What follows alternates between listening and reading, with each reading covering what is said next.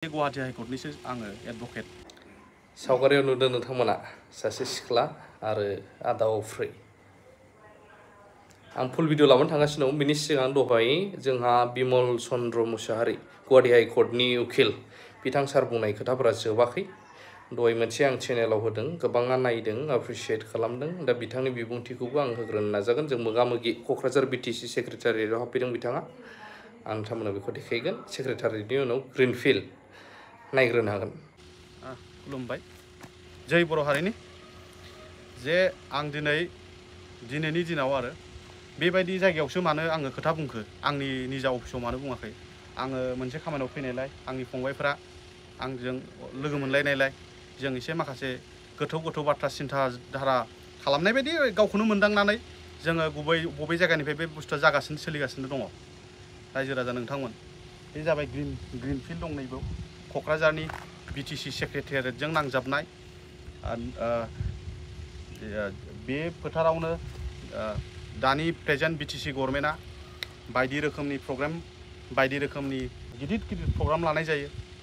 बे प्रग्राम लानायफोरा जाहैबाय, जों नुबाय मोजाङैनो प्रग्रामखौ लायो, नाथाय जोंनि बिटिसि ओनसोलनि जौगानायनि थाखाय आरो बर' हारिनि बिटिसि गभर्नमेन्टआ बर' हारिखौ रैखाथिनि थाखाय खामानि मावदोंना मावाखै, बेफोर गासै बाथ्राफोरखौ जों सानखांनानै रायलायनानै बेयावनिफ्रायनो जाजोबदोंबा दानि सिटुएसन, दानि जाबाय थानाय थासारि, बायदि रोखोमनि जेरै बिटिसिनि पावारा गोमालांनायनि बाथ्राखौ बुंबाय थादों, बे जायगानिफ्रायनो जादों होननानै जों सानगोन।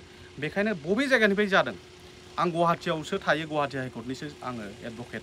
थेवबो आं दिनैहाय आंनि खामानियाव फैनाय फावैनो आं गुबै रायजो राजा माखासेफोरजों एसे एनै नुजालायनानै रायलायनायाव आङो बे जायगानिफ्रायनो खोथाखौ बुंनो लुबैनानै आं बुंनाय जादों। गिबियावनो बयनिफ्राय आरो खनसेबाव खुलुमनाय जासिहरबाय। जे आं बुंगोन, जोंनि बिटिसि मोनखानाय गोहो, बे मोनखानाय गोहोखौ जों खोमानायनि बाथ्रा गैया आरो सोरनिबा फाव फान्दायनायाव बे बाथ्राया डाइल्युट जानो मोना।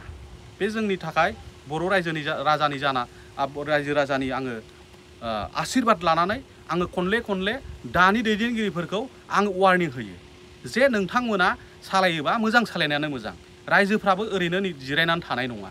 बे फोथाराव रोब रायजोफ्रा जोंनो दसे समल' नांगोन, रायजो राजाफ्रा नोंथांमोनखौ सोगोमखांनो थाखाय।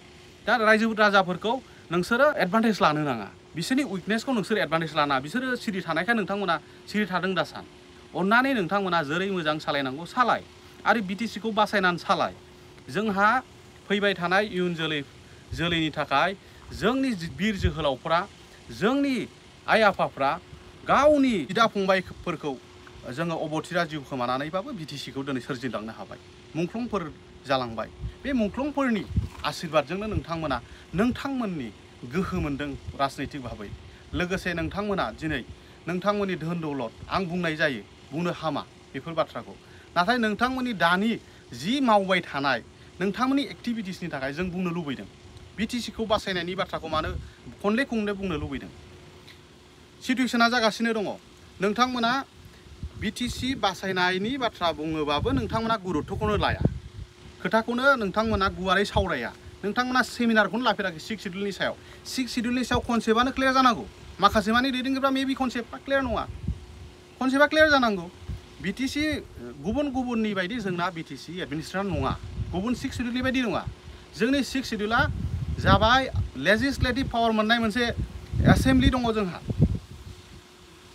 जोंना फुल फ्लेजेड एडमिनिस्ट्रेसन दङ जोंहा। बे फुल फ्लेजेड एडमिनिस्ट्रेसन 40 साबजेक्टनि एडमिनिस्ट्रेसनखौ रैखा खालामनांगौ।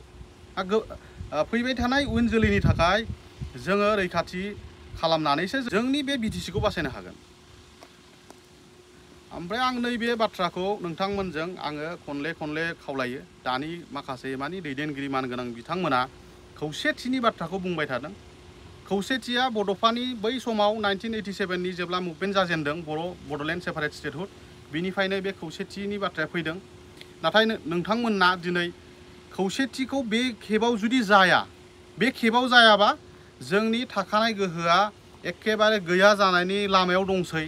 दा बेनि थाखायनो आं खावलायो, गुरैयै खावलायो, नोंथांमोना बे बाराव खौसे जानानै जोंनि बिटिसि पलिटिक्सनियावल' खौसे जानांगौ नङा, आसाम पलिटिक्सआवबो खौसे जानानै जोङो एटलिस्ट जोङो डिपुटि चिफ मिनिस्टारखौ जों लानो हानांगोन आरो बायदि रोखोमनि जों केबिनेट आरो बेफोरबायदि गोहोखौ जोङो सेख'नो हानांगोन आरो जोंनि 40 साबजेक्टआव माखासे मानि लेजिस्लेशन लाबोनांगौ दं। लेजिस्लेशन गावहानो गाव लेजिस्लेशन थायाबा हानि सायाव लेजिस्लेशन नांगौ। Bodoland territorial council land and revenue regulation एक्टखौ जोंहा एमेन्ड खालामनानै लानांगौ दङ। गोबां आयेन लाबोनांगौ दङ। दा जेरै कार्बि आंलं अट'नमास काउन्सिला गावसोरानो लेन्डनि सायाव निजा लेजिस्लेशन दङ। बे लेजिस्लेशनखौबो जोंहा लाबोनांगौ दङ। स्टेट एक्टनि आन्दारावनो माखासे खामानि मावबाय थानाय जादों।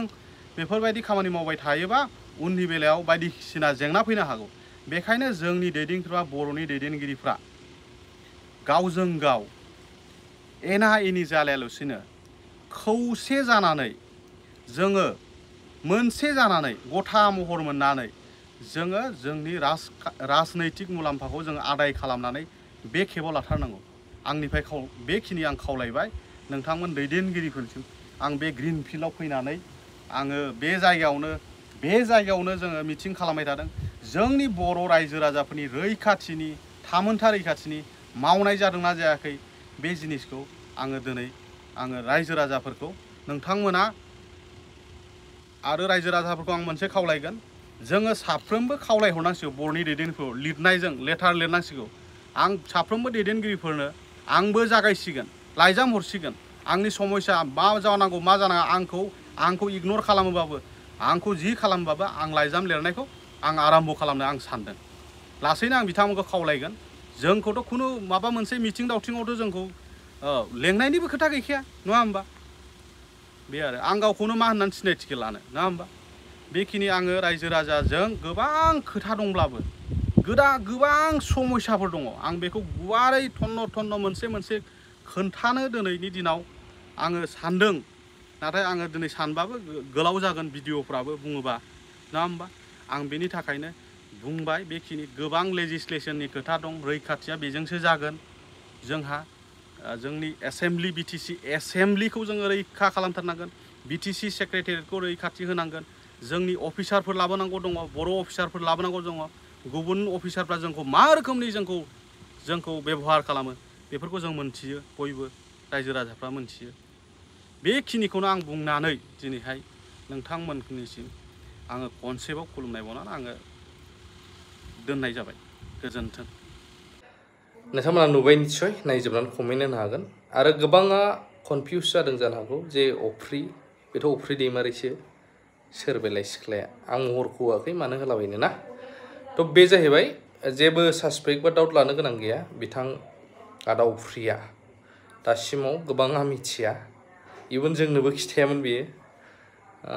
खस्थ'ब्लाबो गावबो प्रब्लेमबाबो हानायनिफ्राय गावनि न'खरखौ नायनांगौब्लाबो जि एसे एनै ओरै थांलाय ओरै फैलाय जों जि एसे एनै मोनो बेनिफ्रायनो खमैबाबो 7थासो फेमिलि बिथाङा जायफ्रा गावनि लोगो एनडिपिफोर खायफा जेलाव दं, सेन्ट्रेल जेलाव दं, खायफाना थैबाय।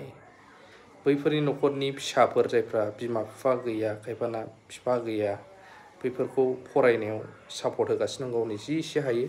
नाथाय दिनैसिम दिन्थिसारनानै लायाखै। थ' बेखायनो आं सानबाय मा समाजनि नोजोराव नोंनि मोजां मावनायाव फकासाव फैनांगोन होननानै आं नैबे भिडिअखौ होबाय आरोना। बेखिनियानो। दा कमेन्टफोरखौ होनो हागोन गोसो गुदुंफ्रा।